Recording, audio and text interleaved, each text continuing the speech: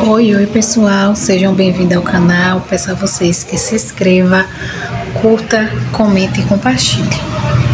Oi pessoal, vou compartilhar com vocês, né, o diagnóstico de minha filha, né. É porque nem tudo eu posto aqui no canal, né, mas eu decidi compartilhar aqui no canal, né, porque possa ser que tenha mães que esteja passando pela mesma situação, né. E aí foi assim, ó, em setembro de 2024, dia 30 de setembro de 2024, a Melissa teve uma febre, mas foi uma convulsão, na verdade, uma convulsão febril, né, em setembro. Ela tava com 37 de febre, aí eu dei banho e deu de pirona nela, tô me atrapalhando um pouco, deu de pirona ela e ela foi convulsionando. Em setembro passou. Quando foi em abril agora, ela convulsionou de novo, né? Ela convulsionou dia 26 de abril, a gente tava fazendo compras, e aí ela convulsionou dentro do mercado. Mas aí a gente não tinha noção que era convulsão, né? Porque como ela teve em setembro, aí falou que era uma convulsão febril, que não precisava tomar remédio, fez uns exames lá e liberou para casa. Isso dia 30 de setembro. Quando foi agora dia 26 de abril, ela tava no mercado e tipo desmaiando e voltando. E aí, quando ela voltou normal, tipo na minha cabeça eu pensei, é convulsão, né? Só que aí eu fiquei quieta, eu disse, não, deve ser mal-estar, porque o mercado tava cheio, né? O mercado tava muito cheio. Tô botando assim o celular mexendo, né? Porque eu tô vendo um ângulo melhor, né? Pra gravar. E aí, quando ela voltou normal, a gente terminou de fazer as compras, veio pra casa. Quando foi no domingo, pessoal, de novo, ela passou mal de novo, né? A gente pegou, levou ela, isso já no dia 27 de abril. Levou ela no Hospital Aliança, fez a tomografia e os exames de laboratório, porque a médica achou que era alguma coisa no sangue, tipo assim, diabetes, no sangue não, na verdade, açúcar no sangue, né? Que é a mesma coisa. Aí achou que era diabetes. Fez exames, né? De sangue, não deu nada, normal. Aí depois achou que era o coração, né? Porque na minha família, minha mãe tem problema no coração. Aí achou que poderia ser isso. Fez o exame, aquele que bota vários fiozinhos assim no coração, deu normal. Aí mandou a gente pra casa e já deu a guia pra gente marcar, né? Pelo plano, como é que fala? A neuropediatra e o cardiologista, né? E passou o eletrocefalograma, isso no domingo. Quando foi na segunda, no dia 29, a gente já conseguiu marcar para o dia 7 de maio, foi a neuropediatra. E eu não lembro se foi para dia 1º ou foi 31 que tinha marcado o eletrocefalograma, o exame da cabeça. E aí Melissa ficou tendo convulsões do dia 26, mas a gente não imaginava que era convulsão, pensou que era mal-estar e tal, porque ele não falava que era convulsão, né? Falava que era, na verdade eles não falavam que era epilepsia, eles falavam que era crise convulsiva, mas não tinha causa nenhuma, né? E aí foi indo do dia 26 até o dia 30. Quando chegou no dia 30, foi que ela falou assim, papai, eu tava tonta, eu tava girando. Ele falou, você não tava girando, você tava sentada. E aí nisso, ela apagava os olhos, começava a revirar. E aí eu falei com ele, ô Marlon, como Melissa tá? Aí ele falou, Adriana, leva ela na emergência. Eu falei, não, Marlon, acho que vai passar, deve ser alguma coisa, né? Já achou que era crise convulsiva, que iria passar, né? Porque na família não tem nenhum histórico, né? Tipo assim, de epilepsia, né? E aí eu peguei, levei ela, Marlon, de tanto insistir, eu falei com minha sogra, eu falei, não quero isso não. Aí ele foi trabalhar, que ele tinha que trabalhar, E eu fui com minha sogra para o Hospital São Rafael, aqui, né, onde eu moro, em Salvador. Quando eu cheguei lá, que eu expliquei a situação de tudo isso que Melissa teve e tal, aí a médica disse que isso realmente era convulsão e que era epilepsia. Tipo, meu mundo caiu ali, porque eu falei, epilepsia, né, a gente fica assim assustada por não pesquisar, por não saber, né, também era tudo novo, como até hoje ainda é muito novo, né, pra mim. E aí, falou, vocês vão ficar internada. Aí eu mandei mensagem pra Marlon, já comecei, tipo assim, querer chorar, porque eu falei, meu Deus, Melissa nunca ficou internada, né? Tipo assim, só quando nasceu, que na verdade não é internada. É ficar uns dias lá quando nasce, né, normal. Mas aí foi a primeira vez que ela foi internada. Aí ela foi internada do dia 30 de abril até o dia 6 de maio. Aí fez o eletro, fez a tomografia, fez a ressonância, tudo que é tipo de exame, né? E todos os exames normal. Mas aí eles falam que quando a criança tem convulsão, né, e nos exames não dá nada, mesmo não dando no exame, é epilepsia, né? E aí a gente já saiu com o diagnóstico. E quando foi no dia 7 de maio, que já estava marcada a consulta, eu levei ela na neuro, né? E fora que nesse dia que a gente estava no hospital, a gente estava sendo acompanhada. A neuro que já passou já o remédio que ela toma é o Keppra, o nome é Keppra, mas a substância é Lavicetam, acho que é Lavicetam o nome que fala. E aí desde o dia 30 ela já começou a tomar esse remédio para convulsão, e que ela toma até hoje. Ela toma 9 da manhã e 9 da noite, não pode suspender, porque explicou que graças a Deus ela não tá tendo mais crises convulsivas, mas se caso suspender o uso do remédio, pode ter uma crise pior, né? E não dá tempo de chegar no hospital.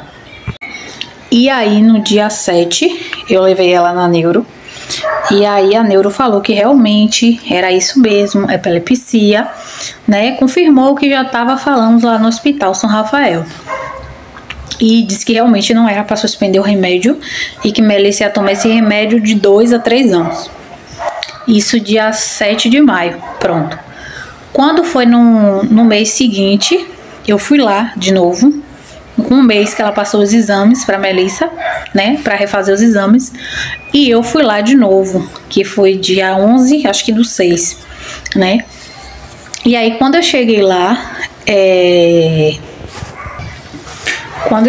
eu falei com ela, doutora, eu acho que Melissa ficou com algumas sequelas. Aí eu falei com ela que eu tinha falado com meu esposo, com algumas pessoas da família, e as pessoas falavam que não, que era coisa da minha cabeça, que Melissa não tinha ficado com sequela nenhuma. Mas eu, como mãe Adriana, né, eu conheço minha filha e eu vi que Melissa tinha ficado com sequela, como até hoje ela tem sequela, porque assim, as convulsões, né, ataca, sei lá como é que fala, o cérebro. É como se tivesse a pessoa quando toma um choque, né? Afeta o quê? O cérebro, o corpo. Tem gente que perde, né? Braço, essas coisas assim. É tipo a convulsão, não é de perder perna nem braço, mas ataca o cérebro. Cada crise que a criança vai tendo, e Melissa teve a convulsão do dia 26 até o dia 30. Então, né? Vários dias tendo convulsão, né? E tem convulsões que deixam a sequela sim, como a neuro que acompanha ela falou. E aí, dessas convulsões que Melissa teve, Melissa ficou com alguns comportamentos. Quais? Melissa ficou com seletividade alimentar. Melissa não gosta de beber mais suco de copo, seja de polpa, né, que a gente compra polpa. Melissa só quer beber suco de caixinha. Melissa comia frutas e verduras, tipo verdura mesmo, a gente tem que, como meu esposo fala, camuflar, né? Botar tipo aqui o arroz embaixo, botar embaixo as verduras, pra ela não ver, porque se ela ver, ela diz que não gosta e não quer comer, né? Tipo, Melissa se vestia sozinha. Hoje ela fala que não sabe se vestir sozinha e chora, né? Aí meu esposo fala que é manha, mas eu acho que não é manha. Eu acho que como as convulsões atacam o cérebro, a médica disse que é normal esquecer coisas normal que a pessoa fazia, e aí estimulando como eu faço. Tá bom, você não sabe, mas vou te ensinar. E aí ela vai voltando a lembrar das coisas que ela esqueceu. E deixa eu ver mais. Ela já sentava em W, mas isso não classifica como autista, né? Não fala assim, tipo, autista porque só senta em W não. Que tem criança que não senta em W, como meu sobrinho mesmo não sentava em W e ele é autista. Mas Melissa, depois da sequela, depois das convulsões, Melissa ficou com a sequela, Melissa começou a sentar em W. Ela já sentava, mas agora pior, o tempo todo. Melissa ficou com o negócio da língua também, que afetou. Diz que afeta aqui, não afeta só o cérebro, mas aqui também é a garganta. O tempo todo assim, mordendo a língua. A médica disse que afetou a mão, o braço dela. Ela fica com o braço mole, tipo caído, e a mão mais rígida. Tipo, essa sequela aqui que eu tô falando, eu não percebi. Isso foi a médica dela, né? Eu só percebi da seletividade, as outras coisas assim. E o ombro, que ela fica muito assim, com o ombro assim, entendeu? Que afetou. Que diz que a sequela não afeta só o cérebro, afeta o corpo também. Foi o que a médica explicou. É porque eu não sei explicar muito bem, porque pra mim é muito novo. Eu tava até pensando de gravar um vídeo, pedir, né? Se pode, na verdade, para as médicas dela, que ela agora tá fazendo um acompanhamento com a fono, que afetou a fala dela, com a fono, no dia que eu for na neuro também, gravar, tipo assim, falar com elas, mesmo que elas não quiserem aparecer, tipo, só eu filmando assim, né, aparecendo, e elas falando, e vocês ouvem só o que ela fala, entendeu? Se caso elas não quiserem aparecer. Você vê que Melissa é uma criança normal. Foi minha colega aqui que mandou mensagem, eu fui olhar. Melissa é uma criança normal, fala, corre. Só que após a sequela que Melissa teve, se classificou como um transtorno do aspecto autista, pela seletividade que Melissa está. Eu vou mostrar a vocês aqui os papéis. E aí classificou como autista. A epilepsia já tem pelas convulsões. E aí a terapeuta ocupacional de Melissa me explicou que as crianças que têm epilepsia, a maioria tem o autismo. Só que Melissa, como ela falou, Melissa não é autista, Melissa fala, né? Mas classificou como autista pelas sequelas. Tanto que aqui no relatório tá falando. Melissa ficou com esse diagnóstico de autista pós-sequela pelos comportamentos de ficar mordendo a língua, eu me esqueci o nome que fala, quando a pessoa fica fazendo aquele movimento repetidamente, sei lá, fica repetindo a mesma coisa, fazendo várias vezes a mesma coisa. E Melissa ficou assim. E agora eu vou mostrar aqui a vocês, espera aí. Aqui, pessoal, tá vendo? Eu só cobri o nome de Melissa com esse papel, né, pra não ficar, e o nome da médica também, né, tá vendo? E aqui foi o primeiro laudo, né, de Melissa, que foi dia 9/6, tá vendo? E aí ela botou aqui, ó, declaro para os devidos fins referido o paciente apresenta atraso no desenvolvimento após episódio de crise convulsivas, linguagem desenvolvida, seletividade alimentar, tá vendo? Senta em W, crise convulsiva, dificuldade em atender comandos, distúrbio de comportamento, e o T aí botou interrogação. Aí botou aqui, ó, psicólogo e terapia ocupacional. Pronto. Aí passou um mês, eu não comecei as terapias, levar ela para as terapias, porque para mim foi difícil aceitar esse diagnóstico. Aí aqui, peraí. Aí aqui, pessoal, tá vendo? Dia 11/8. Aí botou a mesma coisa, tá vendo?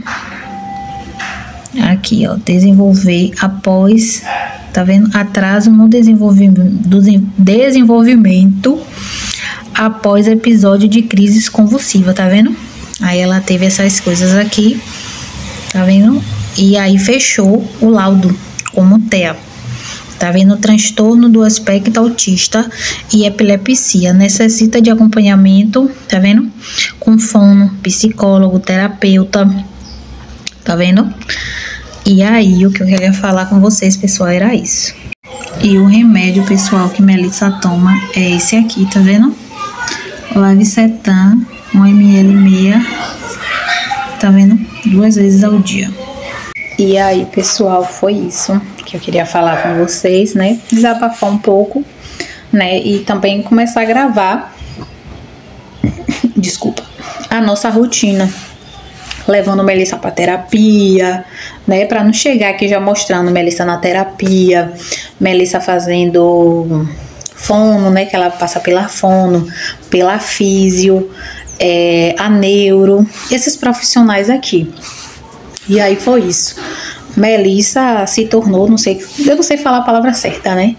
Mas se tornou autista após sequelas da epilepsia, né? Que é as convulsões que ela teve. E aí, as sequelas, né? Melissa, não é que ela é autista, Melissa não é autista, mas como a médica falou, que a gente pode ficar tranquila em questão disso, que ela fazendo as terapias, fazendo tudo certinho, ela voltando a fazer tudo que ela fazia antes, aí tira esse diagnóstico de autismo, só fica com o de epilepsia, porque ela vai ter que continuar tomando o remédio, não pode suspender, aí ela vai ter que tomar por 2 a 3 anos, e aí depois disso vai fazer os exames de novo, e aí vai fazendo o desmame aos poucos, tipo ela toma 2 vezes no dia, de manhã e de noite, só dá de manhã, e aí fica observando para ver se ela não vai ter crises, né? Que em nome de Jesus não vai ter. Mas aí é isso, pessoal. E comentem aqui embaixo se vocês já tinham ouvido falar sobre isso, né? Sobre essa sequela.